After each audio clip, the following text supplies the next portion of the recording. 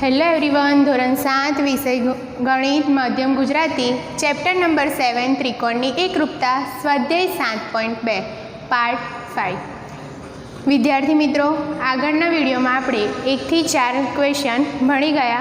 હવે આજે આપણે ક્વેશ્ચન નંબર 5 જોઈશું। નીચે આપેલા આકૃતિમાં બે ત્રિકોણો એકરૂપ છે, અનુરૂપ અંગો નિશાનીથી દર્શાવેલા છે। ત્રિકોણ RAT એકરૂપ ખાલી જગ્યા શું લખી શકાય એવું કીધું છે।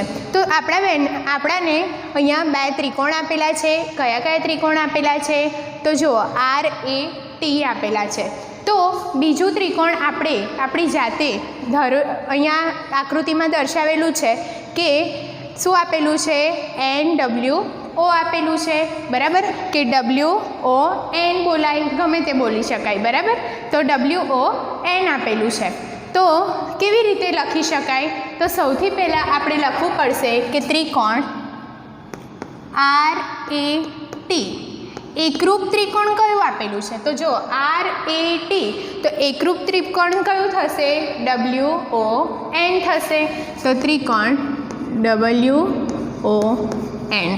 ખ્યાલ આવી ગયો કે ત્રિકોણ RAT એકરૂપ ત્રિકોણ WON માં હવે તમે જોઈ શકો છો કે કોના ઇક્વલ ટુ શું થશે? તો સૌથી પહેલાં આપણને શું આપેલું છે?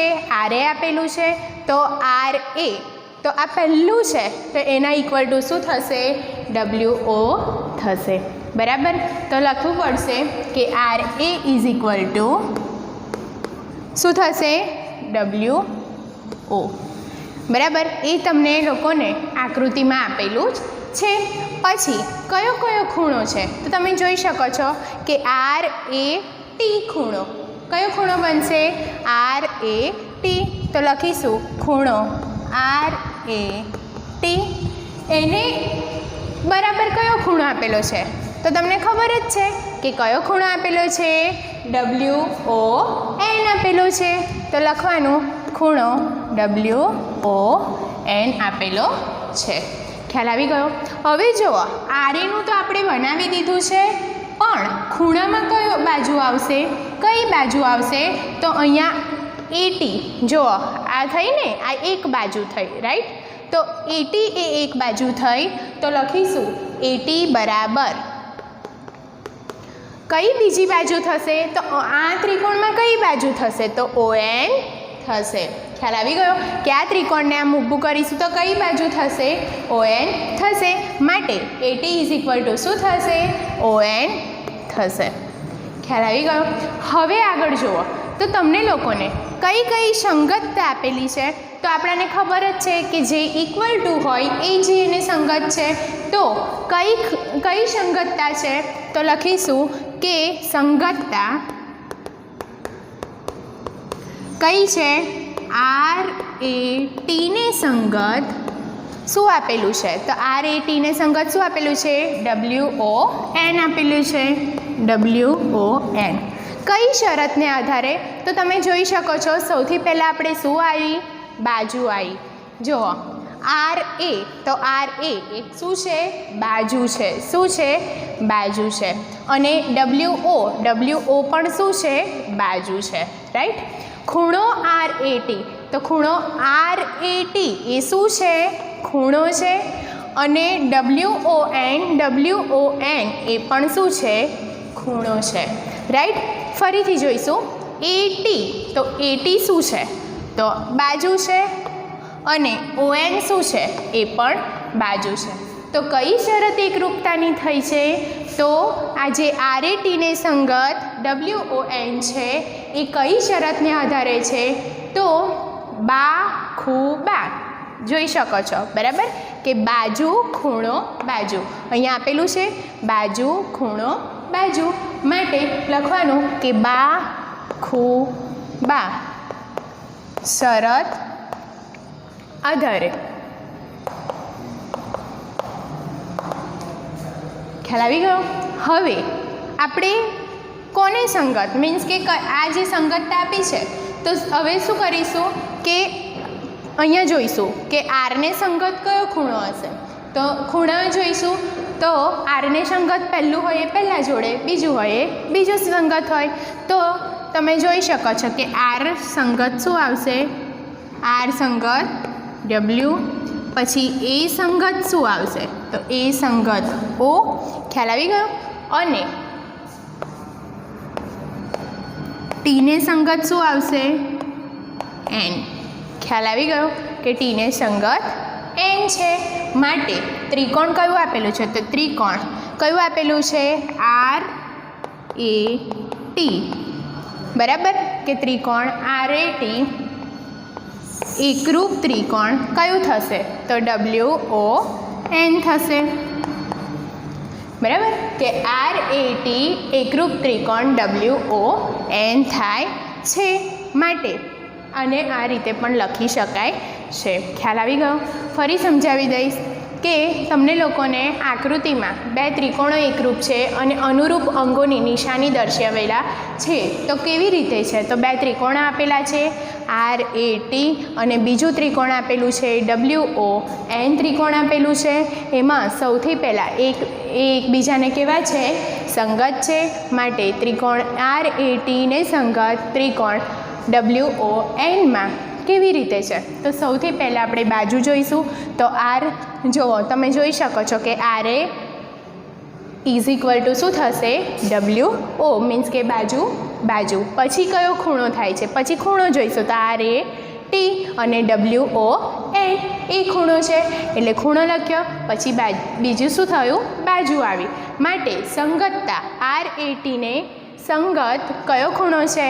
W O A N. W O N એ કયું છે? કઈ શરત આધારિત? તો બાજુ ખૂણો બાજુ મીન્સ કે બા ખૂ બા શરતને આધારે છે. તો કયા કયા ખૂણા સંગત છે એ જોઈશું. તો સૌથી પહેલો હોય અને અહીંયા સૌથી પહેલો હોય એ બે સંગત હોય. તો આરને સંગત ડબલ્યુ. પછી શું છે? એ છે તો એને સંગત ઓ. પછી શું છે? ટી છે તો ટીને સંગત એન છે. માટે ત્રિકોણ આર એ ટી એકરૂપ ત્રિકોણ ડબલ્યુ ઓ એન આપણને શું કીધું છે? લખી શકાય. ખ્યાલ આવી ગયો? આવી રીતના દાખલા તમારે સ્વાધ્યાય પોથીમાં પણ ગણવાના છે. 6 એકરૂપતાનું વિધાન પૂર્ણ કરો. તમને લોકોને બે ત્રિકોણ આપેલા છે. કયું ત્રિકોણ છે? તો બી સી એ. બરાબર. એકરૂપતામાં બે ત્રિકોણ આપેલા છે બી સી એ અને બીજું ત્રિકોણ છે બી ટી એ. બરાબર કે બી સી એ અને બી ટી એ આપેલું છે. હવે તમે જોઈ શકો છો કે આના એકરૂપ કયું થશે. તો સૌથી પહેલાં લખીશું કે બીસીએ શું આપેલું છે? ત્રિકોણ બીસીએ. તો લખીશું ત્રિકોણ BCA. બરાબર. અને બીજું ત્રિકોણ કયું છે? અને ત્રિકોણ તમે જોઈ શકો છો BCA BTA છે તો ત્રિકોણ BTA. ખ્યાલ આવી ગયો? બે ત્રિકોણો છે BCA અને BTA છે. માં શું થશે?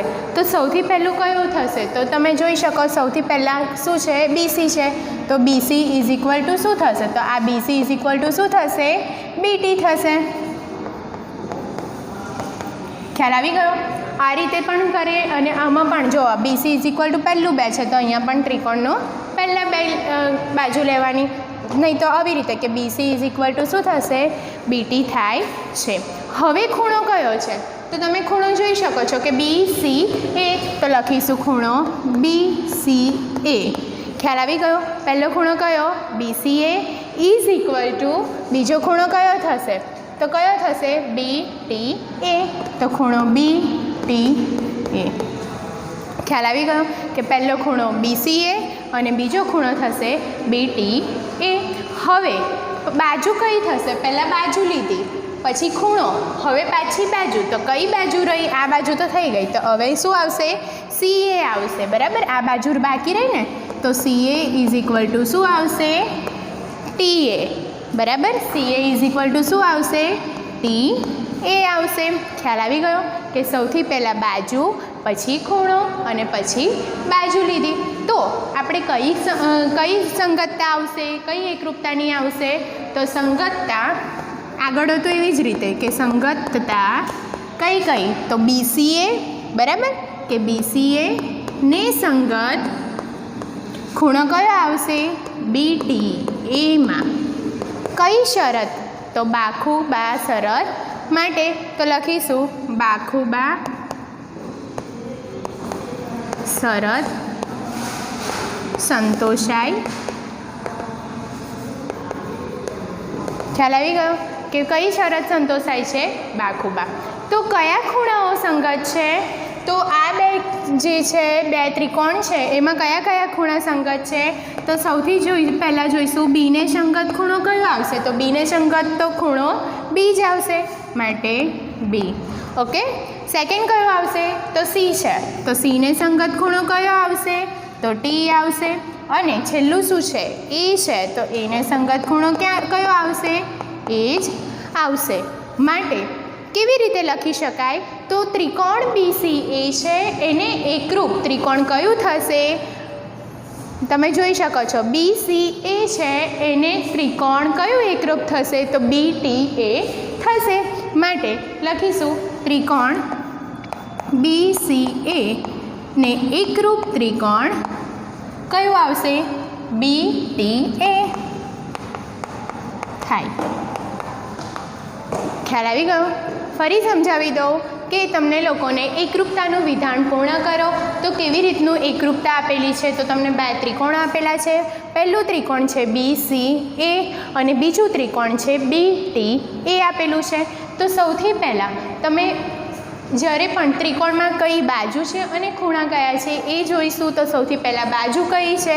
તો BC બાજુ છે, તો BC ઇઝ ઇક્વલ ટુ બીજા ત્રિકોણની કઈ બાજુ લઈશું? તો BT લઈશું, તો BC is equal two BT. પછી કયો ખૂણો છે? તો ત્રિકોણ BCA ઇઝ ઇક્વલ ટુ ખૂણો કયો થશે? BTA આપેલો છે. હવે બીજી કઈ બાજુ રહી? આ એક બાજુ લીધું, ખૂણો લીધો, હવે શું રહ્યું? બાજુ રહી. તો બાજુ ચકાસી લઈશું. તો CA ઇઝ ઇક્વલ ટુ શું થશે? TA થશે. માટે સંગતતા કઈ થશે? તો BCA ને સંગત શું થશે? BTA માં. કઈ શરત છે? તો જુઓ આ કયું શું છે? બાજુ, ખૂણો, બાજુ. માટે બાખુબા શરત સંતોષાય છે. હવે એકરૂપ કયા છે? તો બીને એકરૂપ અહીંયા જોઈ લેવાનું. બીને એકરૂપ કયું? B. પછી Cને એકરૂપ T એન્ડ એને એકરૂપ એ જ છે. માટે ત્રિકોણ BCA એકરૂપ ત્રિકોણ BTA થાય. તો લખી કાઢીશું એકરૂપ ત્રિકોણ BTA. ઓકે. હવે સેકન્ડ જોઈશું. તમને આમાં પણ બે ત્રિકોણો આપેલા છે. કયા કયા ત્રિકોણ છે?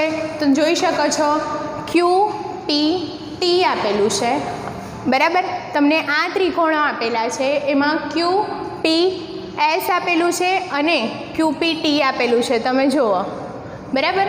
હવે આમાં આપણે કેવી રીતે કરીશું? તો QRS તમને શું કીધું છે? QRS ઇઝ ઇક્વલ ટુ શું થાય? તો સૌથી પહેલાં લખીશું જે આપેલું છે ત્રિકોણ એ જ લખવું પડશે, રાઈટ. માટે ત્રિકોણ અહીંયા નીચે લખીએ કે ત્રિકોણ QRS is equal two QRS અને બીજું કયું? QRS. તો બીજું કયું ત્રિકોણ થશે? TPQ. આ ઊંધું છે, બરાબર. તો TPQ. તો લખીશું ત્રિકોણ TPQ માં. હવે શું થશે? તો કયા કયા ખૂણાઓ ઇક્વલ ટુ થશે? સરખા થશે. તો તમે જોઈ શકો છો P ઇઝ ઇક્વલ ટુ શું થશે? R થશે.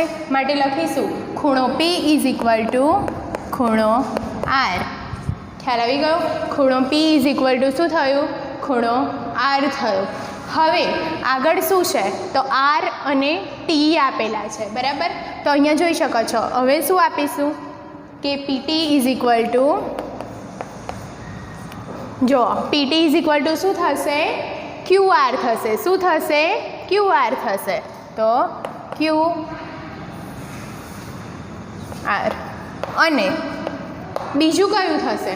તો તમે જોઈ શકો છો કે ખૂણો T ઇઝ ઇક્વલ ટુ કયો ખૂણો થશે? Q થશે, બરાબર. ખૂણો ટી ઇઝ ઇક્વલ ટુ ખૂણો ક્યુ થશે, જે તમને આકૃતિમાં દર્શાવેલ છે. તો કઈ સંગતતા આવશે? તો તમે જોઈ શકો છો કે સંગતતા, હવે આપણે QRS કીધું છે, QRS કીધું છે, રાઈટ. તો QRS ને સંગત શું આવશે? તો QRS ને સંગત શું આવશે? TPQ આવશે, બરાબર. TPQ આવશે. QRS ને સંગત TPQ. તો બંને શું છે? તો તમે જોઈ શકો છો કે QRS આ એક ખૂણો થયો છે, બરાબર. અને TPQ એ પણ એક શું થયો છે? ખૂણો થયો છે, બરાબર. તો બે ખૂણા છે અને એક બાજુ છે, માટે તમને સમજાવ્યું છે આગળ કે એકરૂપતાની કઈ શરત થશે? ખૂબાખૂ શરત. માટે ખૂબાખૂ શરત સંતોષાય છે. ખ્યાલ આવી ગયો? માટે હવે કેવી રીતે? તો ક્યુને સંગત શું થશે? T, right. પછી આરને સંગત પી એન્ડ એસને સંગત ક્યુ થશે. ખ્યાલ આવી ગયો? માટે તમારે અહીંયા શું લખવું પડશે? QRS એકરૂપ ત્રિકોણ કયું આવશે? તો ત્રિકોણ TPQ આવશે. આવી રીતે તમારે લોકોને સંગતતાની એકરૂપતાની કઈ શરતને આધારિત આ જે દાખલા છે એ તમારી નોટબુકમાં તથા સ્વાધ્યાય પોથીમાં ગણવાના છે. ઓકે. અને તમારે યાદ રાખવું પડશે કે બાખુબા શરત કોને કહેવાય, ખૂબાખૂ શરત કોને કહેવાય, બાબા શરત કોને કહેવાય અને કાકાબા શરત કોને કહે છે. એ થિયરીમાં જ છો તો આ દાખલા ઇઝી રીતે ગણી શકાશે. Thank you all of you.